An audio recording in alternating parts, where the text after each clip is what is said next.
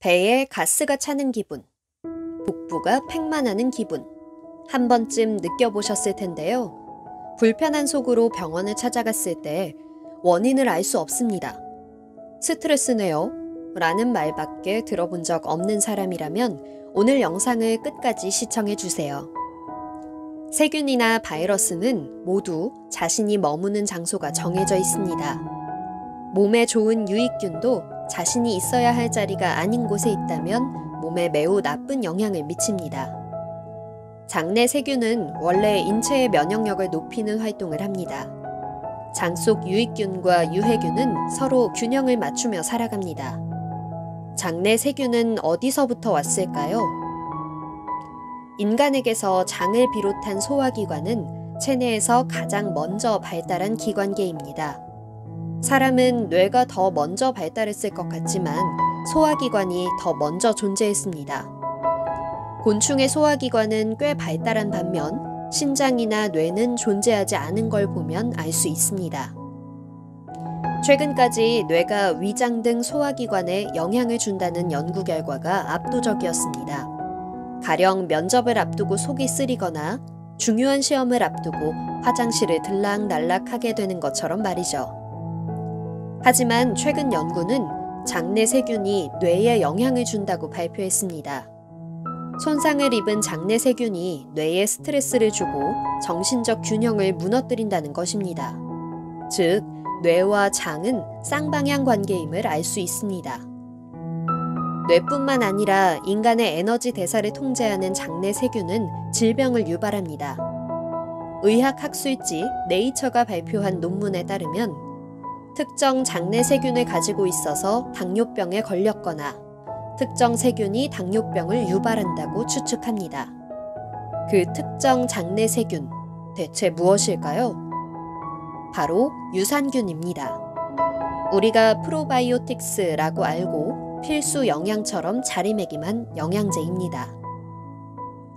우리는 원인을 알 수 없는 많은 복통을 동반한 질병을 과민성 대장증후군이라고 부릅니다. 내시경이나 CT와 같은 검사로는 이상을 발견할 수 없기 때문에 원인을 스트레스로 돌리는 것입니다. 하지만 최근 새로운 연구 결과가 등장했습니다. 바로 SIBO라는 질환입니다. 중고등학생 중 18.6%에 달하는 학생이 원인을 알 수 없는 장 트러블을 가지고 있으며 일본에만 1,700만 명이 넘는 인구가 과민성 대장증후군을 앓고 있습니다. 이들 중 84%가 SIBO와 유사한 양상을 보입니다. 소장에는 장내 세균이 매우 적어야 하고 대장에는 소장의 수십 배에 달하는 장내 세균이 살아야 하는데 이 균형이 깨져서 장 트러블이 일어났던 것입니다. 유산균이 당뇨를 유발하기도 하고 소장과 대장 간의 장내 세균의 균형은 검사로는 알 수 없는 질환들을 만들어냈습니다. 즉, 우리는 적절히 균형 잡힌 장내 환경을 만들어야 합니다. 우리들이 살아가고 활동하는 데 필요한 에너지는 미토콘드리아에서 만들어집니다. 건강한 미토콘드리아를 위해 소장을 건강하게 유지시켜야 합니다.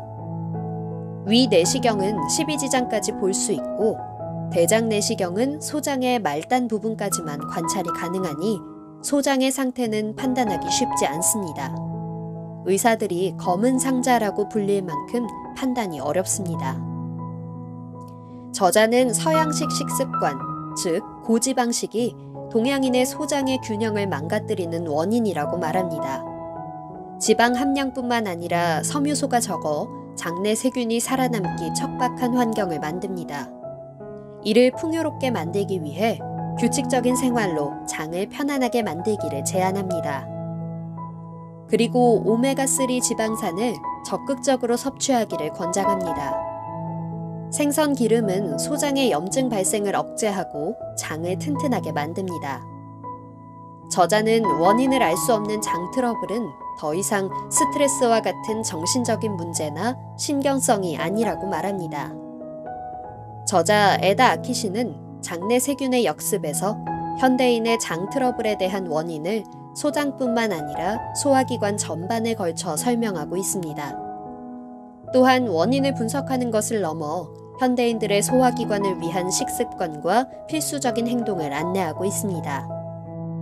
더 자세한 내용이 궁금하다면 에다 아키시의 책 장내세균의 역습을 통해 제대로 된 식단과 생활 습관을 개선하기를 바랍니다. 당신의 건강한 삶을 응원하겠습니다.